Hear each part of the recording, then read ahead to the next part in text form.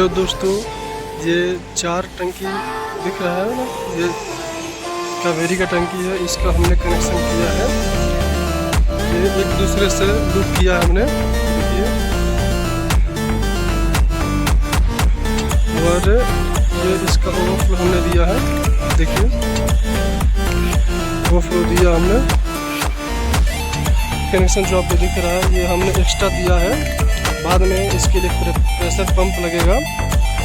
और एक आउटलेट हमने इधर दिया है, एक आउटलेट हमने इधर दिया है। और ये नेट का कनेक्शन है, देखिए। और एक आउटलेट और दिया हमने,